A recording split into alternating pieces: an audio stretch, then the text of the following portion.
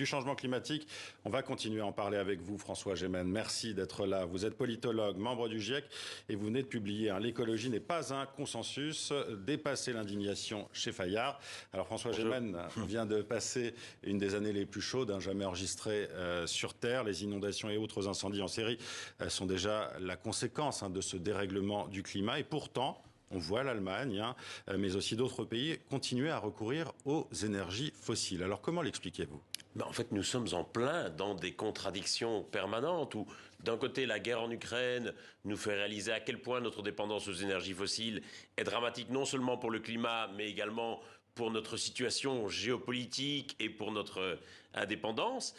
Mais le problème, c'est que renoncer au gaz russe, comme on n'a pas anticipé la transition énergétique, ça veut aussi dire pour certains pays comme l'Allemagne, mais également pour la France, qui a aussi rouvert une centrale à charbon, recourir à nouveau au charbon. Et donc, on est en permanence dans ce faisceau d'injonctions contradictoires. Et on est aujourd'hui dans cette situation paradoxale où nous savons bien quel est le problème. 85% des Français se disent préoccupés par le changement climatique, mais on se trouve un peu incapable d'agir radicalement pour le résoudre. C'est comme si nous étions des lapins pris dans les phares d'une voiture la nuit. Oui, et en même temps, justement, sur ces contradictions, il y a un exemple qui est flagrant. On en a parlé il y a quelques jours. La COP28 elle va avoir lieu en fin d'année aux Émirats Arabes Unis.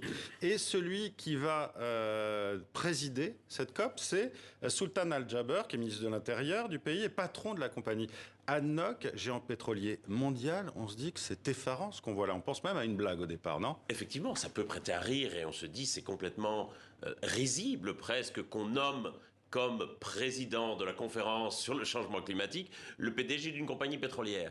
Mais en même temps, à partir du moment où on organise la conférence aux Émirats Arabes Unis, il est certain que le gouvernement émirati n'allait pas désigner le chef de Greenpeace Dubaï pour présider la conférence. Et donc, mais c'est quel message on envoie, c'est ça la question. Et notamment, c'est une conférence des Nations Unies quand même. Mais bien sûr. Ça décrédibilise aussi ce que dit Antonio Guterres, qui a un discours très offensif en plus sur l'urgence climatique. À quel point, quelque part, nous sommes pris dans ces contradictions. Parce que, d'un côté, l'enjeu numéro 1 de ces conférences sur le climat, c'est la sortie des énergies fossiles.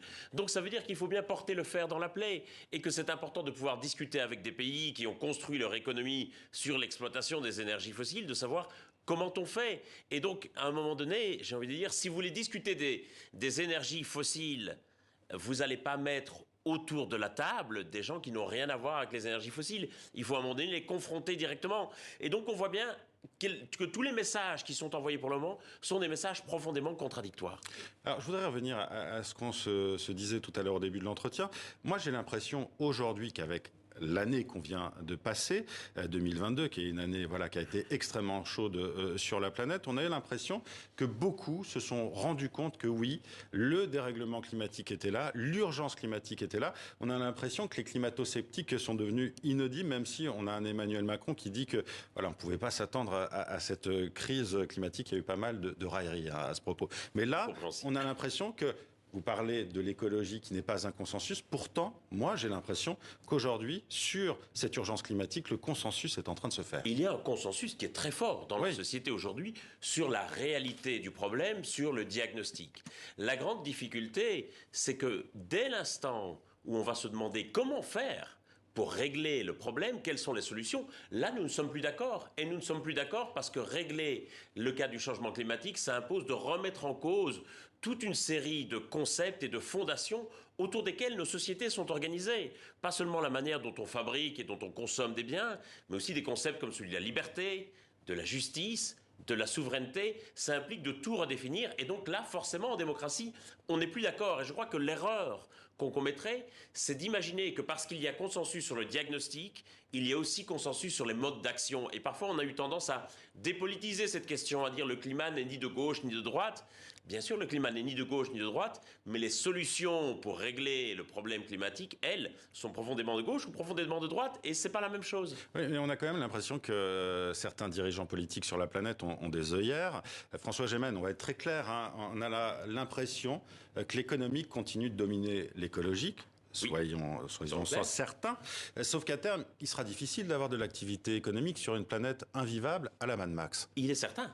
Alors aujourd'hui, on a l'impression que beaucoup voient encore cette question climatique comme un enjeu parmi d'autres. C'est l'enjeu majeur pourtant. Bien sûr, qui est potentiellement concurrent avec des questions d'économie, d'emploi, de chômage, de sécurité, des questions diplomatiques, mais ne réalise pas encore à quel point ce sujet est l'enjeu majeur, l'enjeu matriciel qui va déterminer tous les autres. Et le problème, c'est que si on le considère comme un enjeu parmi d'autres, ça veut dire que ça sera toujours une priorité reléguée au second plan parce qu'il y aura toujours d'autres urgences. Le changement climatique, c'est un problème de long terme, mais qui va déterminer toutes les questions dont on va parler, dont vous allez parler dans les journaux sur TV5 Monde pendant tout le siècle. Les questions de migration, de développement, de justice, d'agriculture, de commerce, de paix, de sécurité.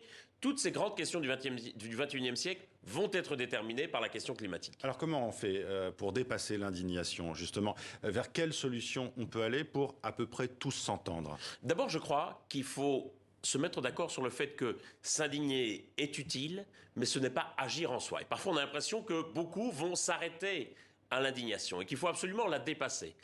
Pour la dépasser, je pense qu'il faut davantage miser sur les minorités qui aujourd'hui sont en train de faire bouger la société, qu'il faut se donner des trajectoires de plus court terme. On a des objectifs de long terme, de neutralité carbone en 2050 ou de plus 2 degrés d'ici 2100. Le problème, c'est que ça retarde notre action. C'est trop loin, en fait. On se dit c'est trop loin, on se dit on aura toujours le temps de faire ça plus tard. Et puis, je crois qu'il faut véritablement construire un vrai projet politique sur cette question. On voit encore aujourd'hui la lutte contre le changement climatique comme une contrainte qui nous tombe dessus et à laquelle on va forcément chercher à échapper. L'enjeu, c'est d'en faire un projet qui pourrait définir les termes d'un nouveau contrat social. Je crois que tout le défi est là. Merci François Gemène d'avoir été avec nous. Je rappelle que vous venez de publier donc ce livre chez Fayard, L'écologie n'est pas un consensus. Il va y avoir encore du débat, c'est sûr. Merci beaucoup.